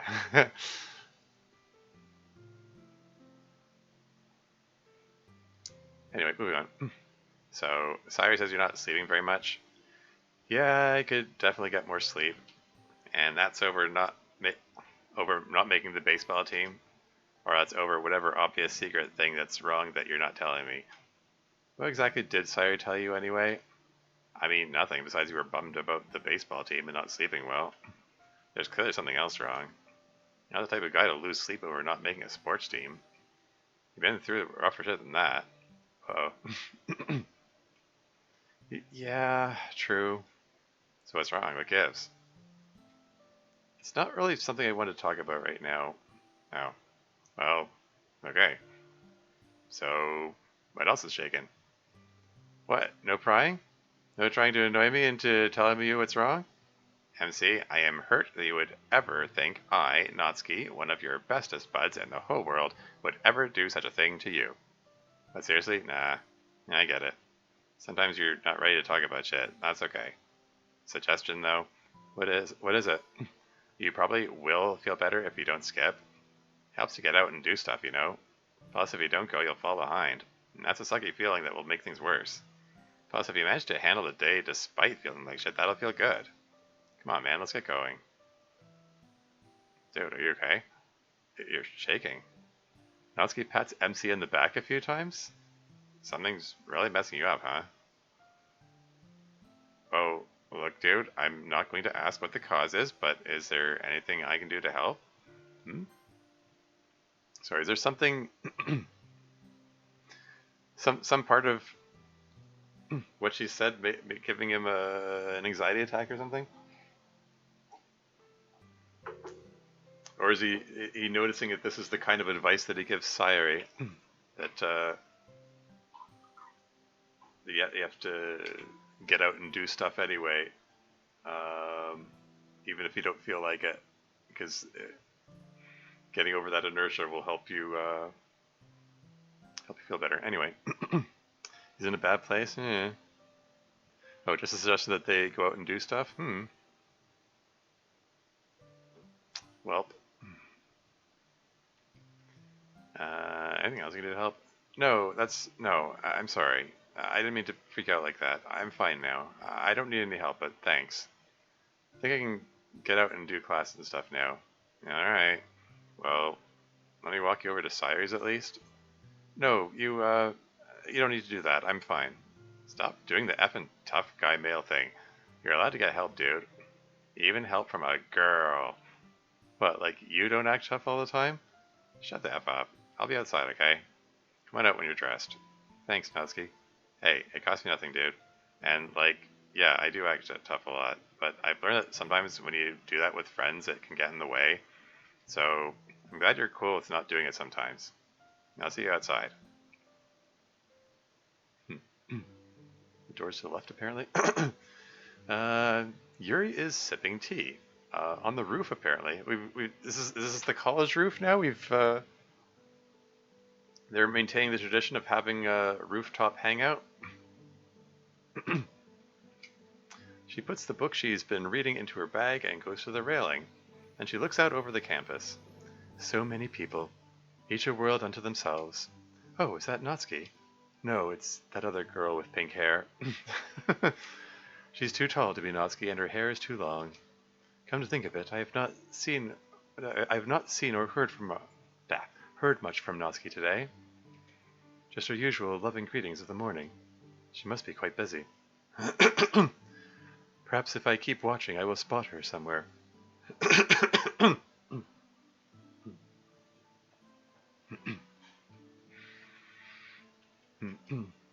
But even if I don't, what a field of wonders open to my study. Thousands of people. More to know about each of them than I ever could. I only just turned 19, but already it feels like so little time to understand so much. Well, I mean, 19 plus the extra years in the time loop. He just finds the highest point like a cat? Yeah, sure. Ah, there goes Kagami, seemingly in a huff, as is usual for her. She and MC are so different, even though they are twins. Wonder how that happened. Off with Ayami at her side. Ayami, Kagami, and Ryan are an interesting triad of friends. Sayori says that Ayami says that they spontaneously and consciously decide to become friends during orientation. Yuri engaging in people watching. I made a comment about Yuri enjoying people watching in Storm. It's just like she engages it in this mod too. Anyway, which is an interesting story. Potentially an inaccurate one since it's secondhand as to me, and being related via Sayori who can sometimes misunderstand. People are so complicated, myself included. Ah, there's Natsuki, just blushing. Walking with MC. It gladdens my heart so much to see them be such excellent friends. If they were lesser people or had lesser partners, they might be severed by feelings of jealousy and possession. if they were? Hmm. But they are not, to their mutual gain. I am glad I can be that partner for Natsuki. A slight simplification for an overly complex world. And I'm glad too for Sayori overcoming her feelings of jealousy. She has had a more difficult road than I. Such strength everyone has. The ways Yuri lies to herself or something. Anyway. And there's Ryan trailing behind Ayami and Kagami seemingly, probably off to spend time with them if I had to guess. So much to know about so many people. Well, I don't have to fully understand every human at this college today. Enough looking out at the world for now. Back to Lost Gods. Guess that's the book she's reading. Yeah, making for the time, probably, might be good to wrap up the stream soonish, because I just want to find a good stopping point, because I figure, part of last seasons and part of this one and then, or season, last episode, can probably fit into, 1 day's worth of streaming, and then I can do the rest of it next week. Clipping coming up relatively soon. Yeah. There's also ad break coming up soonish. I think if I can get to the club meeting before the ad break starts, that could be good. Maybe a good stopping point. I'm gonna power through the scene here. Here we go. So, okay. Is the embargo over? Is the ban lifted? Did you finally ask the mystery girl out? Yes, I did. Oh, ask the mystery girl out? Referring to Monica, presumably. Yes, I did. Sort of. Sort of? That doesn't seem like an honest answer to me. Explain yourself. Well, I asked her out. I just asked her to get coffee. We're going tonight. But, I assured her it would just be a platonic thing. That I just wanted to be her friend. Before you say anything, there was just a big pause when I asked. Like she was considering. And I panicked and felt like I had to say something to make it less pressuring. Damn it, we talked about this. You've got to just say it. You are interested in her and you wanted to date. Anyway, what'd she say? She said yes. She even said she'd love to. Excellent. So now you have no need to anymore to hide her identity. Who is this fine woman you've had your eye on?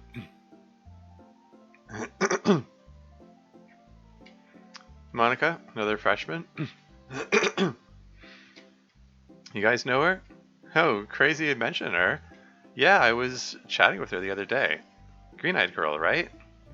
Yep, green-eyed girl, it's long brown hair, always wears a white ribbon. Yeah, she's one of my brother's club friends. Definitely very cute. Do you know her, Ayami? She went to her high school. What's this expression for Ayami here? I know of her. She always struck me as really stern, I suppose. Definitely a hard person to approach. Yeah, exactly. That's why it was so hard to not say anything when I was waiting for her answer. It's like she was staring right through me. Yeah, I think I know what you mean. I think that's just the way she was. You remember her reputation from high school? I do.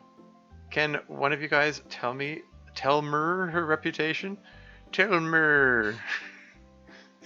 Every time a girl from the high school hears about a slight fear, yeah. I'm assuming this is a typo here. Tell me her reputation. Reputation. Fix that one already? Okay, cool. Obviously, I didn't go to your school. I'm curious. She was friendly enough, but just really intense. Like, straight A student, super athlete, alpha bitch type person, although she never acted bitchy that I know of. I'm not sure alpha bitch is fair, definitely not the words I'd use. She's very sure of herself, seemed like a go-getter, but I always thought she seemed very kind. Although, it sounds like maybe your judgment was clouded by, I think, with your, oh, knock it off. I didn't really even know her at all in high school, just kind of thought she was cute. Try to do that. Same thing earlier. It's true, it was a good typo. Term her reputation. McGurd, goosebumps. That old meme there. Anyway, I just kind of thought she was cute, but then I've seen her more often in college. And she came and talked to me while I was playing, and I was like, wow, she really is pretty, and she likes music too. And all right. If Monica has been your crush this whole time, you are forgiven for being intimidated. Most boys probably would be. Even she would probably have reacted better to more confidence, though. But you're off the hook. Good luck with her tonight. What about you, KG? What's the news? KG? I get the impression from Dev's comment in chat earlier that KG is what Kage's listing in when during dialogue. Being pretty and liking music manga's most interesting qualities. Exactly. Of course. Anyway. What's the news? Your roommate came to see me the other day. Well, at your invitation, apparently. Oh yeah, at your invitation, I hear. Yeah, I'm worried about my brother. Something really seems to be like it's eating at him. Something's definitely wrong, and I can't just talk to him about it. I'm worried I can't help because we don't get along. I don't hate him or anything. I would like to be a good sister. I don't know how. Cyrus's girlfriend, he doesn't hate her. Thought maybe she could help, but all she did was ask a bunch of dumb questions about me and him getting along. Yeah, that sounds like Sayori, alright. Did you end up talking to her about it? A little. Got upset. Well, that's understandable. It's a hard situation. For both of you, but especially you, it sounds like. Do you feel up to trying again with Sayori? I guess so. Trying again with Sayori? Trying again with what?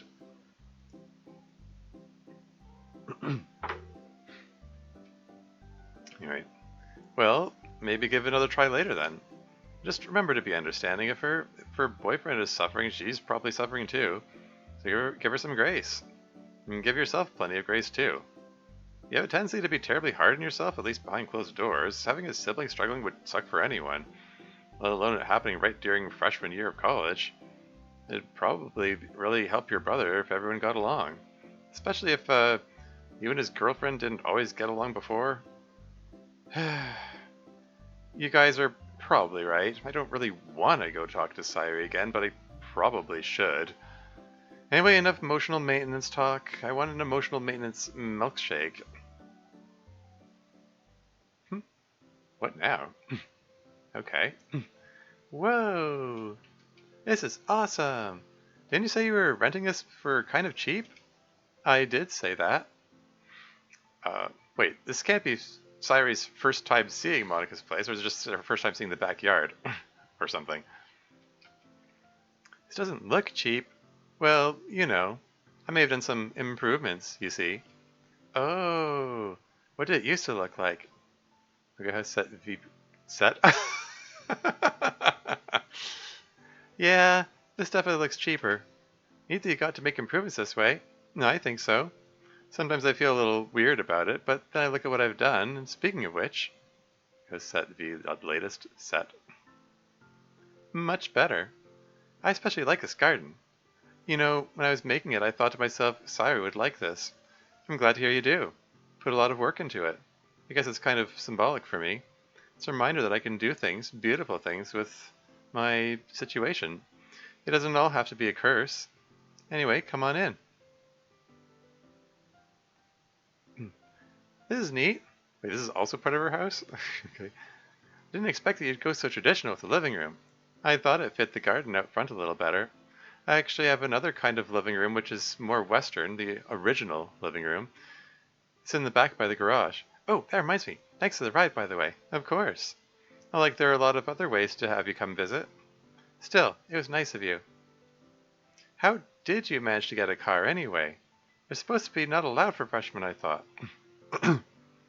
Your college rental is even faster than her regular house? Yeah. Um,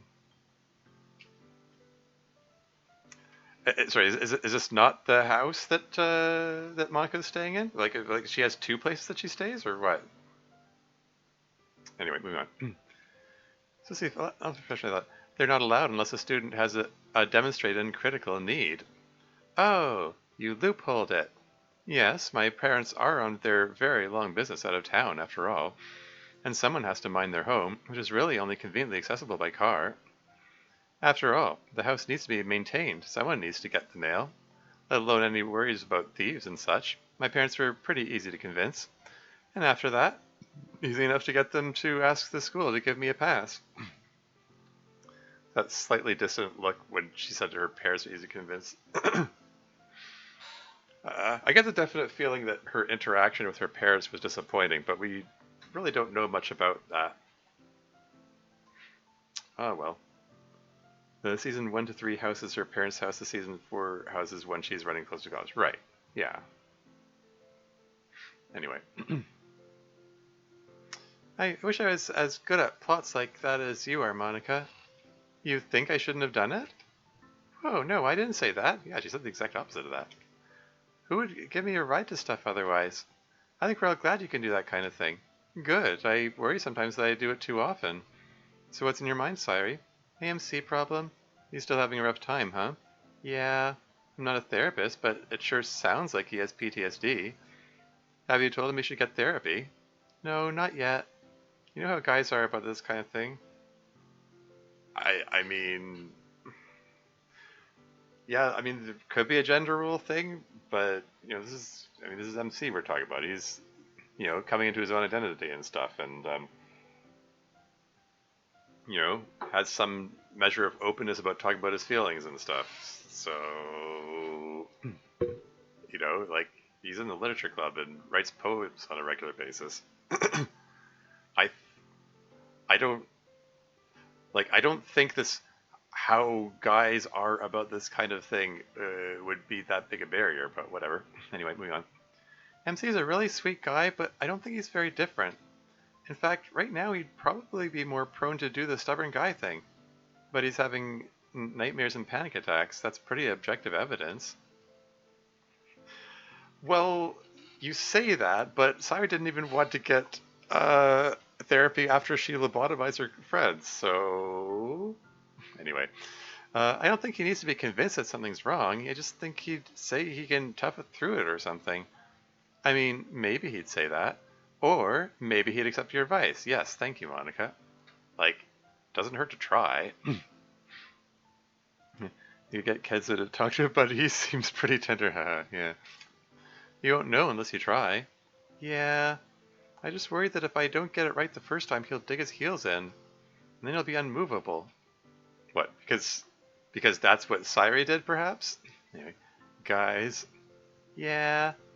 So what do you think? What should I do? Well, you definitely need to talk to him about this. Just a question of how. Obviously, it should be pointed out that he was very persuasive when it came to getting you into therapy. Now, is this, Monica, is Sayori asking for Monica-style advice? Like, if you were to engage in a plot or scheme to get MC into therapy, how would you go about it? Yeah. Let's do a little plan, maybe. Yeah, exactly. There's an ad break coming up in a minute. I'm going to snooze it and hope that I'm able to get to the club meeting in the next, 6 minutes or so. Because there's a limit to how many times this thing lets me snooze ad breaks. Anyway, he's very persuasive when it came to getting you into therapy, and that it helped you. Yeah, that part's easy. I could be there if you want, or Natsuki or Yuri, or any combination of us. Probably Miss Ida would take part in this too if we asked her. No, I don't want to overwhelm him. That would make it seem like an intervention or something. I mean, yeah. Plus, I think he gets a lot out of the club being safe, a place where he doesn't have to worry about that kind of thing, and people who mostly won't bother him about it unless he asks them to, other than me. The same thing we all get out of it. Yeah. Again, this look from Monica here. Get there before the snooze thing. Yeah. Bet you there will be some club meetings in this club meetings. I mean, yeah, one hopes. How did your talk with Kagami go? Maybe she could help? Yeah, I think she could. She'd be the ideal person to help talk to him, maybe, but my talk with her didn't go super well. She has a lot of issues with me and MC that she has trouble with. So I am beginning to understand. I'm actually becoming friends pretty quickly with her. She and I get along well. Oh, really? You've talked to her more times since then? My only concern is that she doesn't get along well with you, which is a terrible danger sign for anyone. But for now, she's nice enough to me at least. Though even I can tell there's a lot of history with her and MC. I haven't tried to ask her about it much.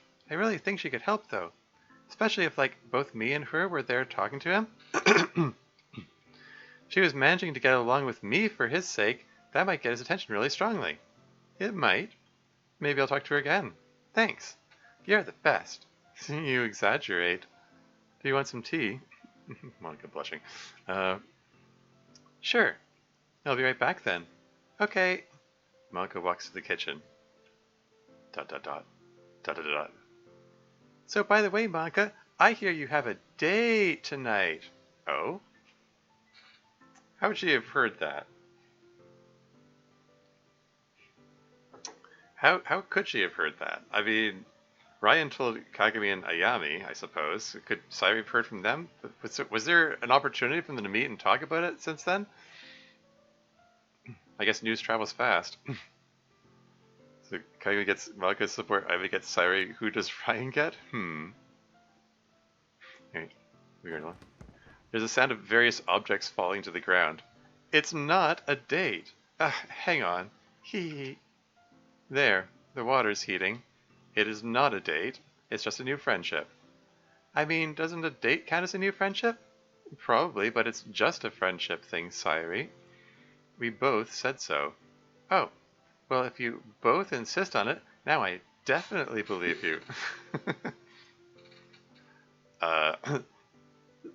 Show Sayori seductive. Anyway. That's the so-called seductive expression in the MPT set. So yeah, we would not immediately inform a roommate. I mean, yeah. Look, I don't want to bother you about it. I just want you to be happy. But whether it's a friendship or a date or whatever it is, I hope you'll give Ryan a fair chance. He seems like a nice boy. He is a nice boy, and yeah, I don't think I need to give him any chances at being friends. He seems like he'd be a good one. I mean, you mean give him a fair chance on the date, which it isn't. Sorry, I have a loved one already. Monica, I'm sorry. Every time we have this conversation, it makes me feel weird and turns my stomach. But that relationship isn't really there. Oh dear. Finally, actually talking about it, not just giving troubled looks in the background. Anyway, I know they count as a loved one since you love them, but they can't ever be there for you, not the times a loved one should be. They can't really be with you at all. They can't even communicate with you, not really. Other than by choosing menu options and stuff, that's not a healthy relationship, Monica. It's not good for them. It's not good for you. They came back for me, though. What do you mean? I tried to let them go, I did. I thought it was hurting them, but they came back. They're still here. They must be getting something out of it. Plus, I don't like giving up on things. That's one of the things I like most about myself. Once I have a goal, I keep going for it, for no matter what, and I never give up. I don't like giving up on things. Well, I'm not going to tell you to give up on anything. It's your business what you decide about that. All I'm saying is, give Ryan a fair chance. Okay, I'm I'm gonna snooze the ad break again. Um, Hopefully, don't want to be too pressed for time. Give Ryan a fair chance at whatever it is. I will. Okay, enough badgering you about boys. How's everything else going? Oh, you know, still trying to settle in. No, nothing about the conversation with Miss Ida. It's been a couple of months now, Monica. I mean, the time to settle in is done, don't you think? You should get out there and do some college stuff. Besides the literature club, I mean. What about sports? Well, I already missed the beginning of the volleyball season. Yeah, because you were settling in still?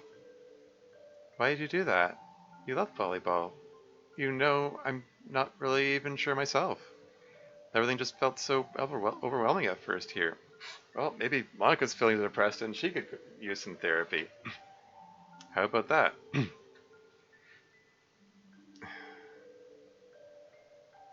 to minimize this ad notification.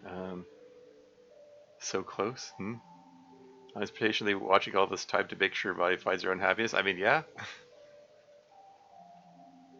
I felt like I wasn't really ready to do something like volleyball again. It takes a lot of work, you know? Yeah, but I also know it makes you happy. Can you do it next year? Yes, probably. Though I'll have to take care to stay in shape. And I should probably play some club volleyball or something. Otherwise my skills would go rusty. Well, what about other sports? You do other sports? I feel like I keep having this exact conversation. The only other sport I do is fencing, Sayori. I was gonna comment on that. So why not do fencing? Because there's no fencing team or club at this college. Couldn't you start one? Start one? This again? Yeah, start one, like you start the literature club. Sayori, like I said before, it's a lot different. To start the literature club, I just needed a couple of people who are interested in literature. Fencing takes a bunch of expensive equipment. And probably a really huge space somewhere. I'd probably have to use a gymnastics room or something. Not to mention a workshop-like space for an armory. Goodness knows how I'd manage that. Sounds like it'd be a really big administrative challenge. If only we knew someone who was really good at those. And why would I want to sign up for more difficult administrative challenges? Because you really love them. And more importantly, because you really love fencing. And you make the college a better place. And you need something to do that isn't just a literature club in school. And going on dates with cute boys. Okay, enough of that. I'll think about it. Now, come on, the tea should be just about ready. Plus, I need to give you a tour of the rest of the house. And then it'll be time for literature club. Okay. Cool. Okay. We've reached the club meeting of this club meeting. And, yeah, alright. Game saved. I think, good to wrap up the stream up. 2.5 minutes till the ad break comes up. Let's see if I can, let's get a raid going. Hopefully before, before the ad break kicks in, I have to, like, oh, what? What now? Oh! Oh my god, oh goodness. Sylph, thank you very much for the raid. Oh wow, this is awkward. I was just about to raid you. I just finished. Ill-timed incoming raid. Raid chain, yeah. I mean, thank you very much for the raid, Sylph. Hello. This is this is welcome in raiders. I'm Termes. I'm a Variety Gaming streamer. Hi, Hurt. Yeah, as oh, it's super awkward. I'm so sorry. I was just I was just looking up who to raid, and I was saying, hey, I wonder if Self is on, and yeah, well, yeah, and the yeah, and the other awkward part is like there's an ad break that's gonna like interrupt in like 1 minute and 20 seconds. So I think I need to, hold on. It still says you're. It looks like you're still streaming there, Self. 2.5 minutes. Right. Are you streaming? Is it, what's how's this happening here? or you're just the black screen on your channel doesn't end when I raid. I don't know. I just okay now it shows you offline. Okay, it was just a weird delayed reaction, I guess. Okay, I'm gonna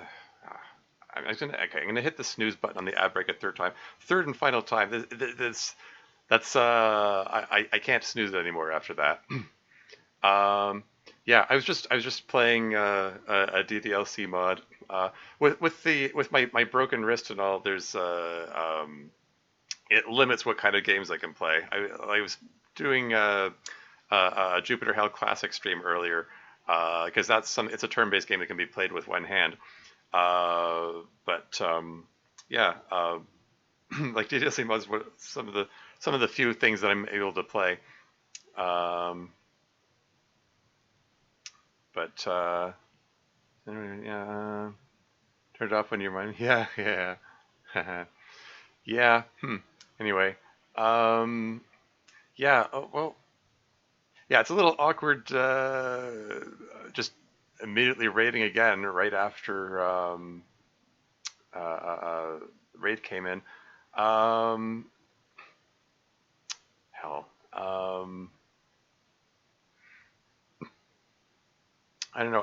I'm thinking of just raiding like the Long Dark streamer maybe. Um,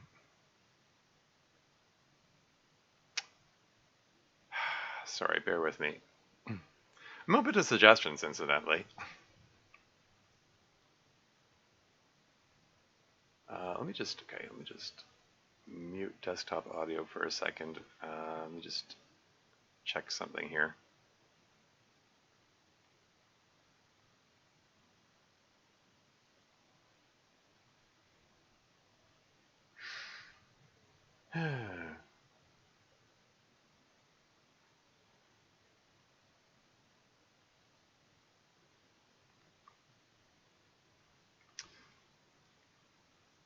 Okay.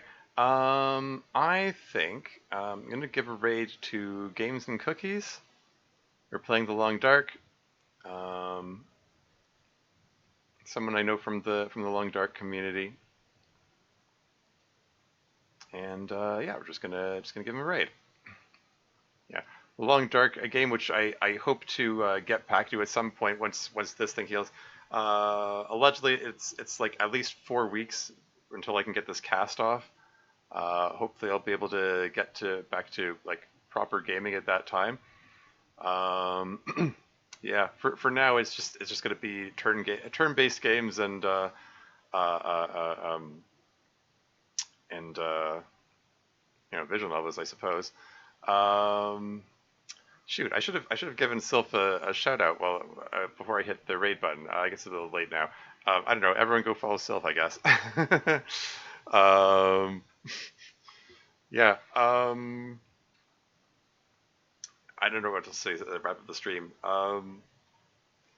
Some neat character development moments in the show, in the mod and so on. I guess I'll pick up the rest of it. Do the rest of it next week on Sunday, most likely. Um, in the meantime, yeah, I don't know. I have to decide what to play, what else I can play. I've been thinking of playing Civilization 6. That's one I've been meaning to get to forever. Um, Dev, Crazy Kelly suggested Return of the Obra Dinn could be played with one hand. I know it's like a first-person view kind of thing. I mean, I can imagine maybe that's doable. Like if I switch back and forth between the mouse and keyboard controls. Uh, I don't know. I'll consider it. A Darkest Dungeon could be another option. I don't know. I'll think about it. But that's all for now. Until next time.